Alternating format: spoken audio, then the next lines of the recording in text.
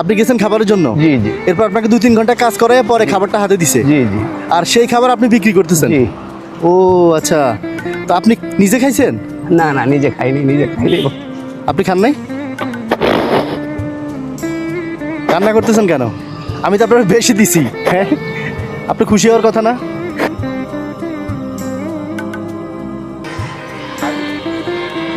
আসসালামু আলাইকুম। ওয়ালাইকুম আসসালাম। কি খাবার দিতেছেন? না, এটা আমি একটু বিক্রি করতে চাচ্ছিলাম রিক্সাওয়ালা ভাইয়ের কাছে। বিক্রি করতে চাচ্ছিল? জি জি। আপনি কিনবেন না? না, উনি এই মাত্র বলে খায় আসছে। ও আচ্ছা, উনি খাইয়ে আসছে। জি জি। তো বিক্রি করবেন আমি কেন? অনেকক্ষণ চেষ্টা করতেছি, মানে আরো কয়েকজনকে ইয়ে করছি, কিন্তু সবাই বলতেছে যে আমরা এখন খায় আসছি। মানে আপনি খাবার কেন বিক্রি করতেছেন? খাবার বিক্রি করতেছি এই কারণে যে আমার এই খাবার এখন না খাইলেও চলবে। আমি একটু বিস্কুট টিস্কুট রুটি টুটি খাই আমি চলতে পারবো, বাট এইখানে 100 টাকা বা 150 টাকা হইলে আমার একটু সুবিধা হবে।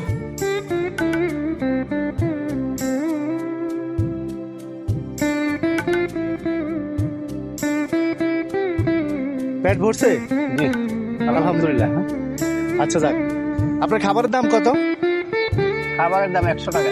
100 টাকা চাইছেন সবার কাছে? জি জি। এই যে 500 নেন।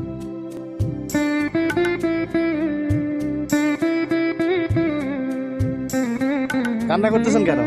আমি তো আপনার বেশি দিছি। হ্যাঁ, আপনি খুশি হওয়ার কথা না? সব কিছু তো খুশি হওয়া যায় না।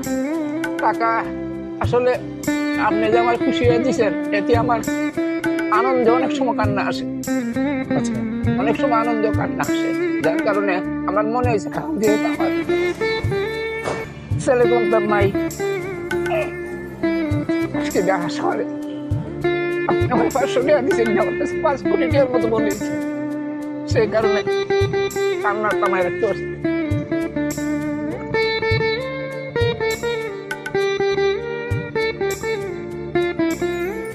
তা আপনি 500 টাকা দিয়ে এখন কি করবেন?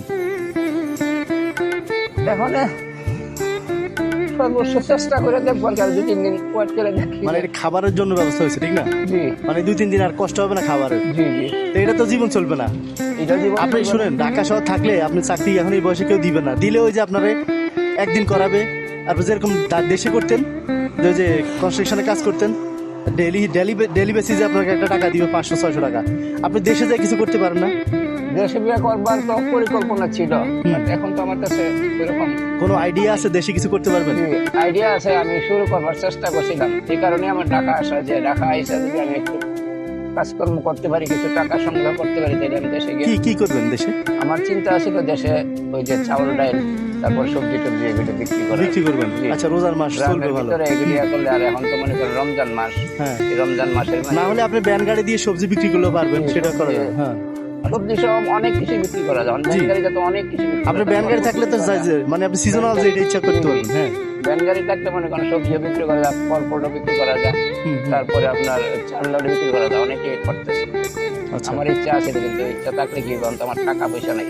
টাকা পয়সা না থাকার কারণে আমার টাকা আসা, যে আমি কাজকর্ম করবো করে টাকা পয়সা সংগ্রহ করিয়া তো ব্যবসা বাণিজ্য করবো, কারণ শরীরে তো এখন আর দেয় না। হুম। আচ্ছা, আপনি ব্যবসা করবেন এটা শিওর তো না? জি, জি। ইনশাল্লাহ। হ্যাঁ, জি ইনশাল্লাহ। আচ্ছা, তাহলে শুনেন, আপনার জন্য আমি দেখি কি করতে পারি। হ্যাঁ, জি আপনার জন্য আপাতত ধরেন আপনি আজকে বাড়িতে চলে যাবেন। ঢাকা শহরে আর থাকার দরকার নেই। ইনশাল্লাহ আমি আপনার একটা ব্যবস্থা করব। আর যদি আপনাদের দেখে, ভিডিওটা দেখে যদি কারো ভালো লাগে, যদি আপনার পাশে দাঁড়াতে চায়, আমার সাথে যোগাযোগ করবে। জি। আমি হয়ে আপনার সাথে, দরকার হয় আপনার ব্রাহ্মণবাড়িয়া যাই, আপনার ব্যবসা উদ্বোধন করে আসবো, দেখে আসবো, ঠিক আছে? তাহলে এখন শুনুন, 500 টাকা দিয়ে আপনার কিছু হবে না। দেখেন তো এখানে কত।